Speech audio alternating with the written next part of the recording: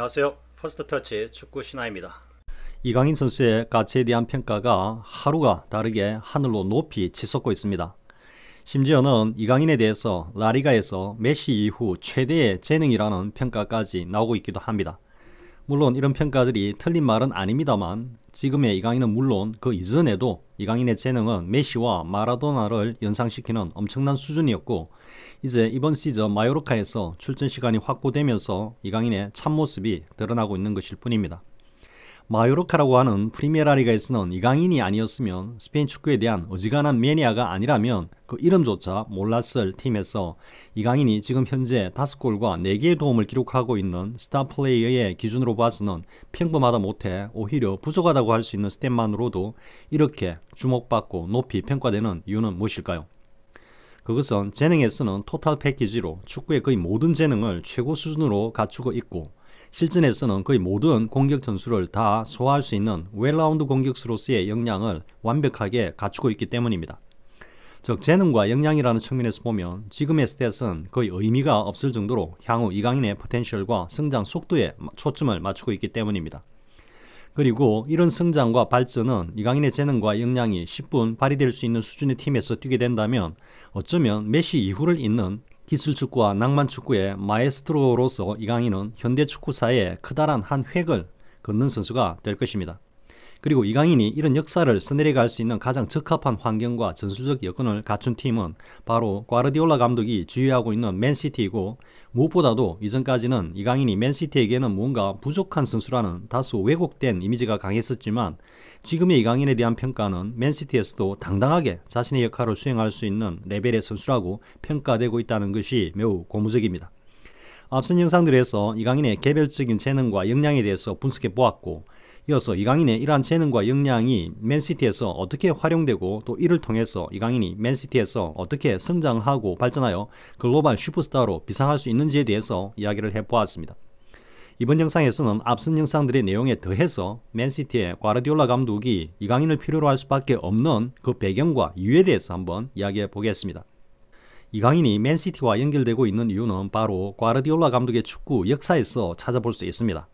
즉 바르셀로나 감독 시절에서부터 지금의 맨시티에 이르기까지 과르디올라가 감독으로서 보여준 행보들을 천착해 보면 지금의 시점에서 향후 과르디올라의 축구는 이강인을 필요로 한다는 사실을 포착할 수 있습니다.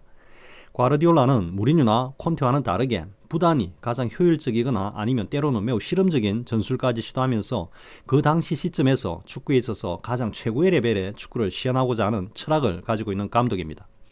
무리뉴나 콘테는 자신이 한번 성공을 맛본 전술을 교조적으로 운영하면서, 즉 마치 하늘을 날다가 박제가 되어 허공에 박혀버린 그런 전술에 선수들의 개별적인 재능과 역량을 무시한 채 그들의 모든 것을 갈아 넣어서 오로지 자신의 입맛만 추구하는 괴팍한 미식가라면, 과르디올라는 개별 선수들의 역량과 재능을 최대한 살려서 전술을 구상하고 완성하여 모든 이들이 함께 다양한 메뉴를 즐기도록 하는 최고급 뷔페의 마스터 셰프와 같다고 할 수 있습니다. 그러면 과르디올라의 감독으로서의 여정과 그의 전술적 변화, 특히 공격 전술에서의 변화의 과정을 시대별로 살펴보겠습니다. 과르디올라의 전술 역사의 변천을 한마디로 표현하면 메시에서 홀란드로라고 하겠습니다. 먼저 티키타카로 상징되는 바르셀로나 시절의 과르디올라의 공격 전술을 보겠습니다. 바르셀로나 시절에는 메시라는 최고의 선수를 양성하여 차비 에르난데스, 안드레스, 이니에스타를 중심으로 하는 티키타카를 축으로 기술 축구의 절정을 보여주면서 현대 유럽 축구에서는 물론 유럽 축구 역사에서도 가장 강한 팀으로 평가되는 바르셀로나의 전성기를 이끌었습니다. 과르디올라 자신이 바르셀로나와 스페인 대표팀에서 수비형 미들필드로 뛰기도 했지만 차비와 부스케스를 축으로 이니에스타로 연결되는 티키타카의 빌드업을 배경으로 최전방에 메시가 경기를 프로듀싱하면서 초기에는 에투, 그리고 이후에는 수아레즈, 네이마르 등으로 이어지는 최전방 공격 라인의 완성을 통해서 바르셀로나의 최전성기를 구가했습니다. 그리고 좌우 풀백에는 푸이올과 다니 알베스를 지금 현재의 윙백과도 같은 역할을 겸하게 하면서 최전방 공격 라인을 지원하는 전술을 구사했습니다. 그리고 무엇보다도 당시 타고난 재능과 역량에 비해서는 다소 아쉬움이 컸던 메시의 피지컬과 실전 능력을 과르디올라는 과학적으로 그리고 실전 전술을 통해서 개발하고 성장시키면서 메시를 세계 최고의 선수로 거듭나게 하였습니다. 당시 바르셀로나 선수들의 면면을 보면 개인적인 역량 면에서는 모두들 세계 최고의 선수였습니다. 그리고 과르디올라는 가능한 이들 개별 선수들의 재능과 역량을 최대한 이끌어내는 전술을 구사하려고 하였습니다. 유럽의 다른 빅클럽 선수들과 비교해보면 바르셀로나 선수들은 신장도 작았고 피지컬도 부족하였지만 기술적인 측면, 즉 개인 기량적인 측면에서는 다른 팀의 선수들을 압도할 정도로 뛰어난 재능을 가지고 있었고 가장 대표적인 선수들이 바로 메시, 차비, 이니에스타 등이었습니다. 탄탄한 기본기에서 나오는 볼키핑과 정확한 패스 능력, 그리고 여기에 넓은 시야가 구비되면서 바르셀로나 선수들은 이른바 티키타카를 통해서 상대 팀들을 지배하였습니다. 당시에 바르셀로나 축구를 말하는 한마디 말이 있었습니다. 볼은 사람보다 빠르다. 즉 엄청나게 빠르고 정교한 패스를 통해서 상대팀을 무력화시켜버리는 이른바 티키타카 축구를 두고 한 말입니다.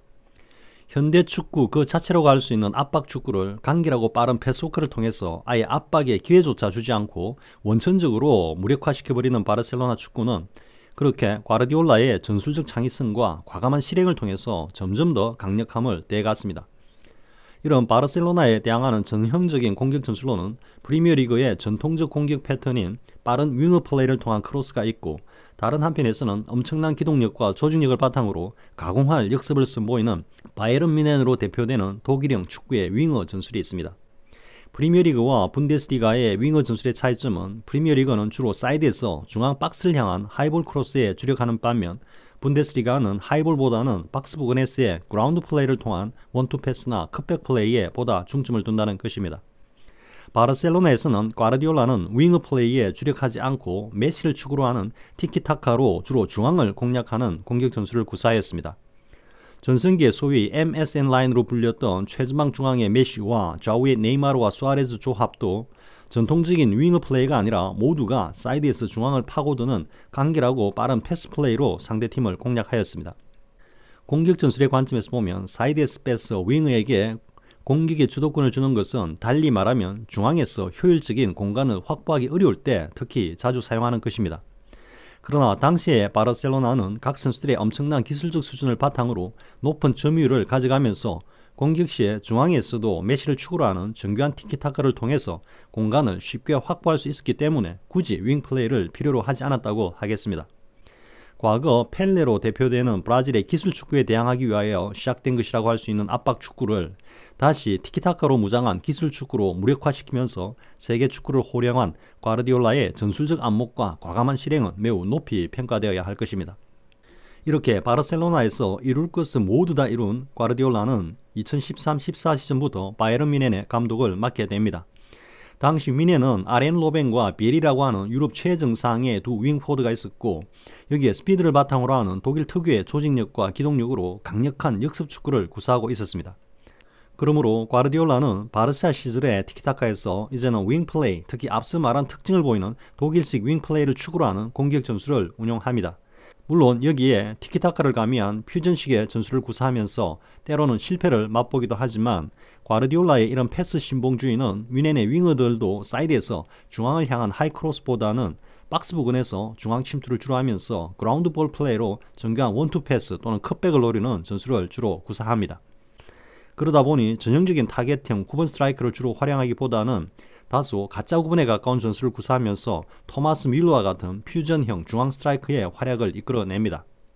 그러다 과르디올라 후반기에는 레반도프스키를 영입하면서 전통적인 9번 스트라이커를 활용한 공격 전술을 가동해 보기도 하지만 레반도프스키의 역량은 과르디올라가 맨시티로 떠나고 난 후에 폭발하면서 과르디올라의 전통적인 9번 공격 전술은 그 완성을 미루게 됩니다. 바르셀로나 시절에 비하면 성공적이라고 평하기에는 다소 부족한 듯한 뮌헨 시절을 뒤로 하고 과르디올라는 프리미어리그의 맨시티로 부임해 옵니다. 맨시티는 바르셀로나의 티키타카와 뮌헨의 윙플레이가 가미된 과르디올라 특유의 공격 전술을 지난 시즌까지 보여주고 있었습니다. 미드레스의 점유율은 베르나르도 실바, 귄도완, 데브라이네 등이 후방 수비 라인과의 티키타카를 통해서 확보하고 양 사이드에서는 왼쪽에는 과거의 스털링 그리고 지금의 그릴리시가 윙으로서 활약하고 오른쪽에서는 마레즈 또는 베르나르도 실바가 윙으로 뛰면서 이전에 뮌헨에서 좌우에 리베리와 로벤이 보여주었던 것과 유사한 플레이를 보여주고 있습니다. 그리고 전성기의 아구에로와 지금은 아스널에서 뛰고 있는 제주스는 중앙 스트라이크로서는 단신인데다가 전통형 9번 공격수는 아니지만 역시 퓨전형으로 맨시티의 양 윙포드로부터의 정교하고 빠른 박스 침투 패스를 개인 기량으로 골로 결정짓는 플레이를 보여주었는데, 이런 플레이는 미넨 시즌의 토마스 밀러로 대표되는 공격 패턴과 다소 유사하다고 할 수 있습니다. 과르디올라의 지난 시즌까지의 맨시티에서의 공격 전술은 바르셀로나의 티키타카를 베이스로 미넨의 윙플레이 전술을 가미한 퓨전형 전술이라고 할 수 있습니다. 그런데 과르디올라는 이번 시즌에는 홀란드를 영입하여 공격 전술에서 핵심적인 변모를 꾀하고 있는 모습입니다. 물론 티키타카를 베이스로 하고 양 윙플레이어가 그 동력이 되는 것은 변함이 없지만, 홀란드라고 하는 최고의 타겟형 9번 공격수를 활용한 전술이 그 위력을 발하면서 홀란드가 프리미어리그 역대 득점 기록을 깨는 상황에까지 이른 점을 보면 과르디올라의 이런 전술적 변신은 일단 성공적이라고 평할 수 있을 것입니다.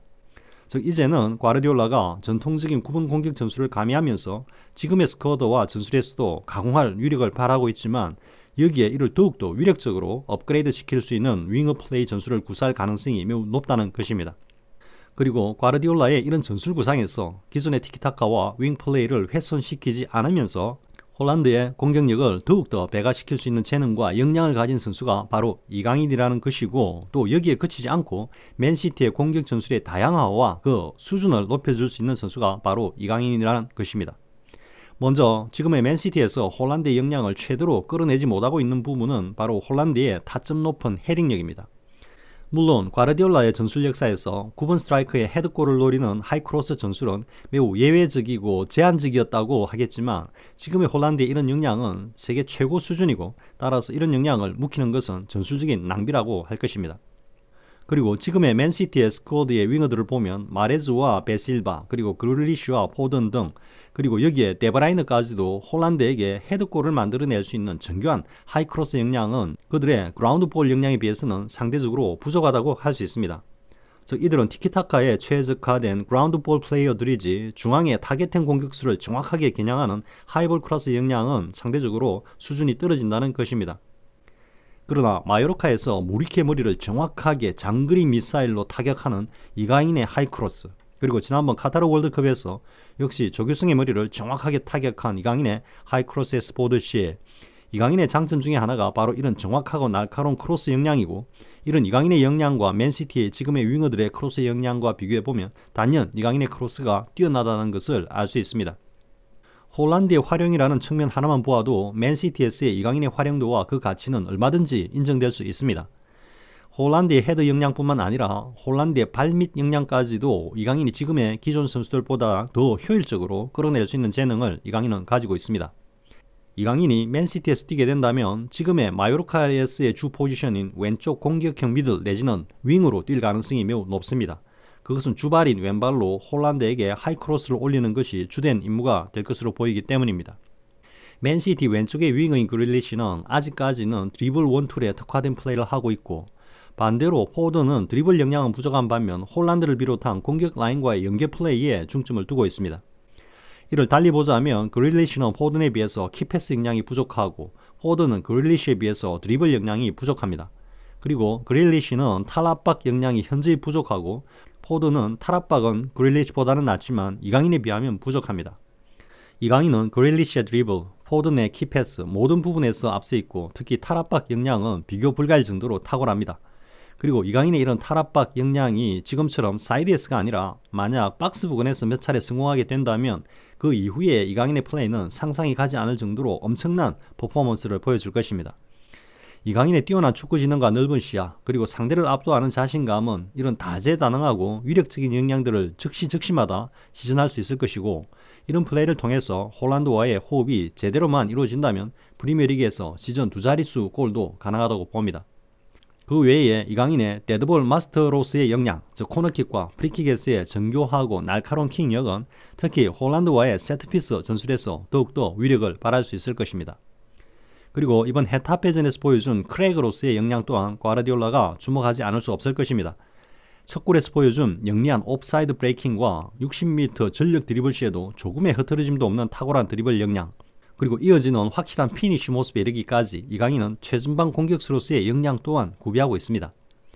이런 사실은 이번 시즌 압도적인 득점왕이 예상되는 홀란드가 다음 시즌부터는 상당히 거칠고 위험한 견제를 많이 받을 것으로 보이고 이번 시즌 이상으로 혹 결정하는 경기가 많아진다면 과르디올라의 가짜 9번 전술에서 이강인이 중심 역할을 하는 모습도 볼 수 있을 거라는 생각을 들게 합니다. 이전에 지금은 수비형미들에 가까운 플레이를 하고 있는 귄도안이지만 한때는 한 시즌에 17골을 넣은 적이 있는데 이때 귄도안이 가짜 9번 역할을 하는 가운데 많은 골을 기록하였습니다. 지금까지 내용을 정리해 보겠습니다. 지속적으로 특히 공격 전술에서의 변신과 발전을 모색하고 있는 과르디올라 축구 철학을 고려할 때 홀란드라고 하는 최고의 9번 스트라이커를 영입한 맨시티로서는 홀란드의 역량을 더 극대화하는 전술을 개발을 추구한다면 이강인의 재능과 역량이 이른바 안성맞춤이라는 것입니다.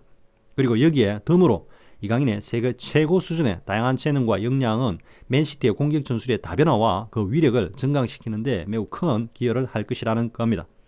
그러므로 이강인이 이번 여름에 이적을 하게 된다면 맨시티로 이적을 하는 것이 가장 바람직하다는 것입니다. 부디 이강인이 다음 시즌부터는 맨시티에서 감탄을 연발하는 멋진 플레이로 프리미어리그를 크게 호령하는 그런 모습을 볼 수 있기를 기원합니다. 시청해주셔서 고맙습니다. 구독과 좋아요를 주신 분들께 감사드립니다. 고맙습니다.